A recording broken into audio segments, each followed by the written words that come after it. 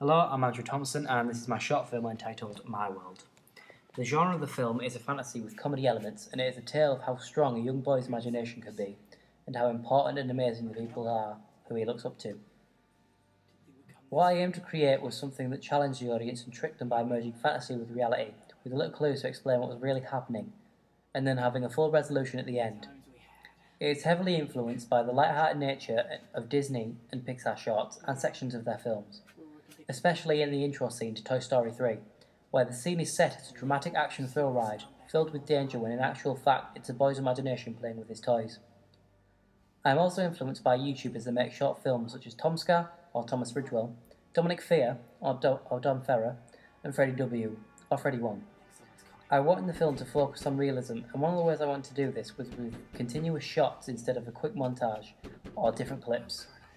This is seen in such films as The Player and its opening scene, and also Atonement and its beach scene. Short films that are found on YouTube gave me some influence, such as Freddie Wong's and Brandon Giolacci's One Shot, which shows a character running through a section of a parking lot, shooting many different characters while the camera gets all of this in frame, with one continuous shot. The style of merging fantasy and imagination into the real world, into a visible form, is a concept found in many films. A clever way it has been done is with Tomska's A Student Film, where the actors are aware that they're in a student film, and when the story arc of the film is finished, the film ends, thus their world ends. The filming style of a handheld camera filming is usually found in horror films such as Wreck or The Blair Witch Project, to create a sense of claustrophobia and involvement in this terrible world that is set before them.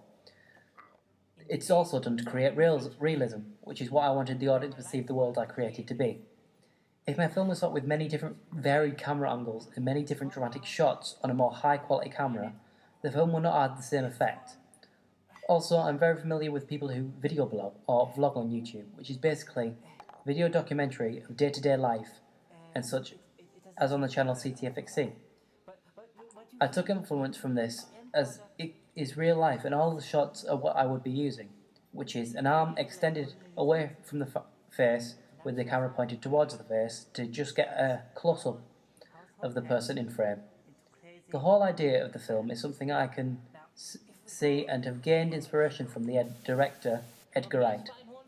His way of creating unbelievable situations in a regular human world works on an outstanding level. For instance, Scott Pilgrim vs. the World. No questions how this regular semi-cool 22-year-old has such an amazing ability to beat someone up with massive combos and mega punches. It's just how their world works, and it indeed works so well.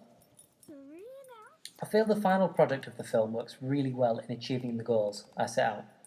It works on a level that makes you question what is going on, while enjoying what is happening on screen at the same time. When I wrote the synopsis and screenplay of this, I thought it would end up too confusing and have too many complications and loose ends.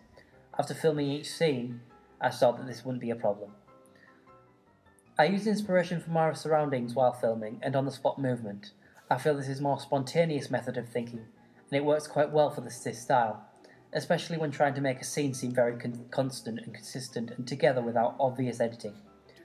I used a basic target for dialogue with an all-round outcome instead of a strict script. When a line needed to be said to state something happening, that's when it would be put in. When a situation needed to be explained, that's when I would set a line, and so on. With some of the camera shots being so close up to the character in frame, instead of feeling so claustrophobic and making the audience feel intimidated, it feels inviting, and the facial expression shows that the character will not cause distress or harm. Instead, it creates an atmosphere of humour and makes the audience want to get involved with the world set out before them. The conventions of what the first scene especially displays contradict the genre, and when the character disappears and replaces with a completely different environment, the audience are drawn in and want to try and figure out what just happened. For example, in the first scene, we are exposed to a character in a dark room with nothing but a match to light his face.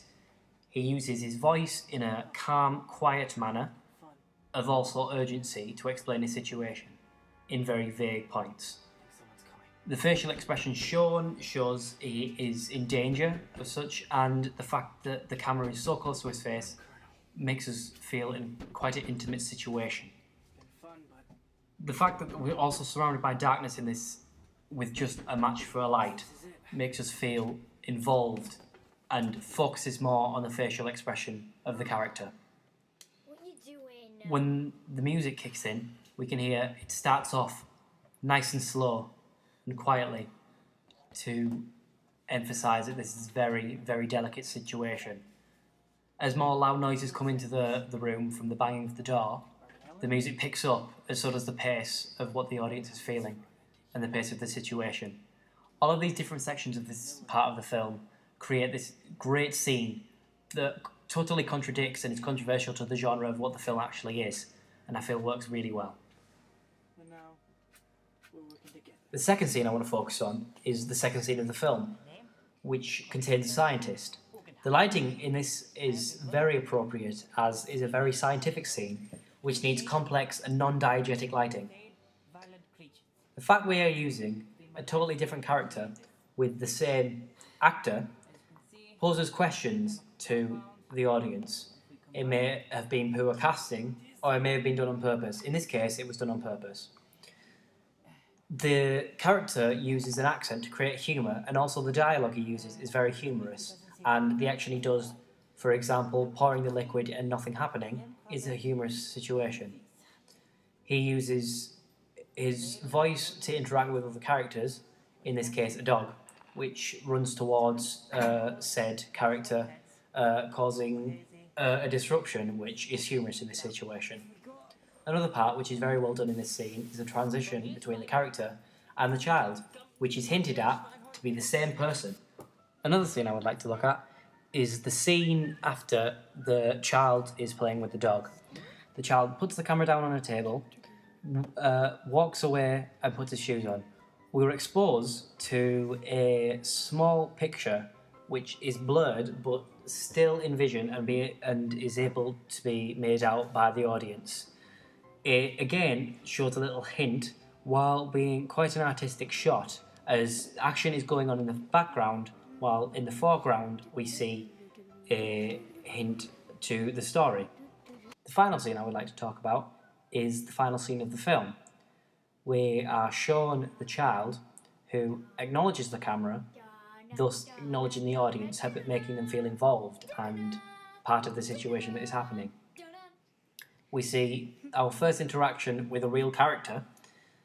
The child poses a humorous part of the film with his stutters and stammers into the position he's doing. The camera is lowered on the floor and then placed on the floor in a brash manner, causing a close-up of the floor and an unsurety of what is going to happen next. When the camera is picked up, we see that the character is just a normal boy, and this is the resolution to the film. There is no music to draw attention to this scene and not make us think about anything else.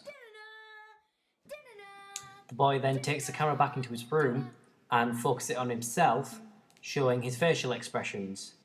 These establish that he in fact had no idea what was going on, and then this also adds to the resolution, so the audience know now for sure that this was all the boy's imagination and resolves the problem that was set before them. I feel the film is very entertaining and works very well, and as what I've heard from the people who I've shown it to, they find it humorous in the places it's supposed to be humorous, and they don't feel confused at the end after all, as the resolution is put towards them. Thank you for listening.